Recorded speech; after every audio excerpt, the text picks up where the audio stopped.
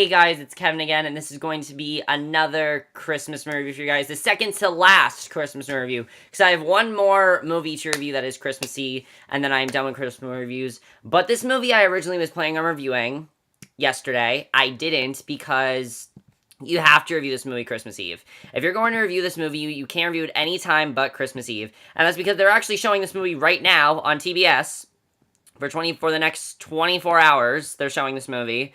And that is the 1983 Christmas comedy classic, A Christmas Story. Now, where do you even begin with this movie? This movie is just... Where do you even begin with it? This is a movie that is so nostalgic and so classic for my entire family, especially my father. My father is watching this movie right now, actually, and this is a movie where you have to watch it. We watch it on Christmas Eve no matter what. It's that kind of movie. I will definitely watch this, I will definitely watch this at some point, either Christmas Day or Christmas Eve. I was planning on rewatching this movie, but I've seen this movie so many times that I don't even need to rewatch it to review it for you guys. And I'm probably going to watch it, like tomorrow or later tomorrow or something like that. But this is a movie that you have to review on Christmas Eve. And of course, this movie is an absolute masterpiece. A Christmas Story is one of the funniest Christmas movies of all time. It's one of the best Christmas movies of all time. It's probably my third favorite Christmas movie of all time. It really is that good. I love it so much. And it has such a great story too as well. There are actually a bunch of plots going on in Christmas Story, but I'd say actually the plot of this movie is more about the 1940s, sort of about this family in Indiana. And, the main son, our main character is Ralphie Parker, and the only thing he wants for Christmas is a Red Ryder let me find it. A Red Ryder 200-shot carbine action air rifle BB gun. That's what he wants, is this BB gun, basically. Now, everyone is telling him, oh, you'll shoot your eye out, you're never gonna get it and everything. But he wants to get it no matter what. That's the main thing that he wants. And, it's rejected by his mother, his teacher, even a department store Santa Claus. And pretty much, he's not even sure that he's gonna get it. And, that's basically, the main plot. The other plot, is about, Ralphie's father wins this major award in a contest, who does not know what it is until it's delivered, and it's actually a leg lamp, basically, a leg wearing a leg lamp with this, with this stocking on it, which is very kind of sexual, and his mother, Ralphie's mother obviously gets a little bit jealous of it. And then the old man, also has this never-ending battle with the malfunctioning furnace. There's that as well.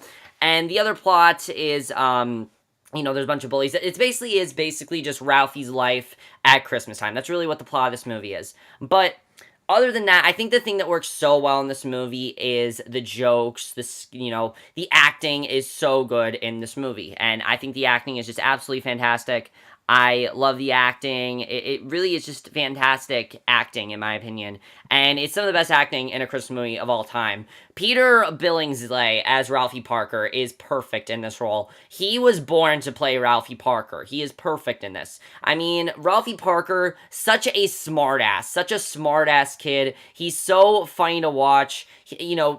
The thing that I love about this movie is you get into his head. The narration, we also have a narration from The Adult Ralphie by Gene Shepard, who was fantastic in this movie. He was so funny, but you get into Ralphie's head, you start to think like him. We can all relate to Ralphie. We all have that one Christmas present that we all want so badly, and just him trying to get people to, get it and to get into his head. There's some very funny scenes involving Ralphie, like the dream sequences, but there's also stuff, there's like dream. Every time someone says, you'll shoot your eye out, he, imagines them saying that. There are, 3 hilarious dream sequences he has. One of them is about him being blind if he doesn't get the Red Ryder BB gun, which I think is hilarious to watch. But the other thing I loved about this movie is it also portrays Ralphie as sort of a kid that does not listen to his parents. He doesn't really listen to his parents, he kind of just does his own thing. There's, of course, the classic scene where he ends up swearing and he has his mouth. This happens to him. Yeah, hilarious scene to watch. I mean, he's perfect in this role. The way he handles the way he handles comedic timing. He had such great comedic timing in this movie, and I think he just did a great job with that, definitely. Ian Petrella as his brother Randy is hilarious to watch. His mother babies Randy so much, and Randy is just always crying to his mother. He's so funny to watch. He basically is just he is the definition of a mama's boy, and he's so funny to watch. The stuff he gets himself involved in is so funny. I thought he was great. Melinda Dillon as Mrs. Parker, Ralphie's mom, was really funny to watch. She has some of the funniest scenes in the movie, especially involving this leg lamp. There's a hilarious scene where she ends up using up all the glue, just so the old man, Mr. Parker cannot basically glue the leg lamp. It's hilarious to watch him destroying the leg lamp, just how far she goes, and that is so funny. But the other thing I love about her character is that she really portrays a 1940s housewife. She doesn't have a job, she stays at home, that's just what she does, basically, and I think the movie portrayed that in a very good way, definitely, and I definitely really enjoyed that. Darren McGavin as the old man steals the show in this movie. He is so funny. There's so much stuff going on with the old man. That's what Ralphie calls his father, by the way, is the old man. But he is so funny to watch. Just the things that he does in this movie are so funny. Between him and the neighbor's dogs, him chasing the Bunsen's dogs, basically, the Bunsen's hounds, as he calls them, the never-ending thing with that. The whole thing with him in the furnace is fun to watch. The whole thing with him in this leg lamp, and he's just such a fun... It's just such a fun role. Darren McGavin just had such a great time in this movie. That's the other thing about this movie. You can tell everyone in this movie was just having such a great time. The other kids were great as well. Flick and Schwartz were great to watch. And then the bullies, Farkas, Scott Farkas, Zach Ward as Scott Farkas is one of the best bullies of all time because, of course, of the classic ton stuck to the pole scene, where, of course, Flick gets his ton stuck to a pole and everything. It's hilarious to watch. I think, it's one of the funniest scenes of all time, and I love their scenes together. The directing in this movie by Bob Clark is just top-notch directing. He set the tone perfectly. He set the tone in the 1940s. The movie doesn't take itself seriously at all, it does have heart to it, but it doesn't take itself seriously, which I definitely like. But I think Bob Clark definitely did a great job directing this movie. Absolutely fantastic directing. I love the directing so much. It's such great directing. He set the time period for the 1940s so well. There's no point in this movie where you don't feel like you're in the 1940s. You can tell you're in the 1940s the entire time in this movie, and I think he set that perfectly. The screenplay is also fantastic. The screenplay was actually written by Gene Shepard, who, of course, Adult Ralphie. I think the screenplay, just the dialogue, just what the characters are saying, just some of the dialogue, the dialogue is some of the best dialogue in a Christmas movie of all time. I think the dialogue is just so great in this movie. I love the dialogue. The narration by Gene Shepard is fantastic as well. And the score, I gotta talk about the score. The score is so fun to this movie. Such a great score. Really puts you into the 1940s, definitely. This was adapted into a musical. It's a pretty good musical, actually. But you can definitely tell why it was made into a musical. Because it's such a timeless Christmas movie. And actually did really work as a musical. I actually reviewed the soundtrack, and you guys can find that review on my YouTube channel. I'm not going to put the link to it or anything. I'm not like that. But the score was definitely very good. Cinematography is fantastic. This is made in 1983, and the cinematography is great to this movie, definitely. Great cinematography. Editing is great, too. The movie always goes by so fast, even if you watch it on TV. TBS shows this movie for 24 hours.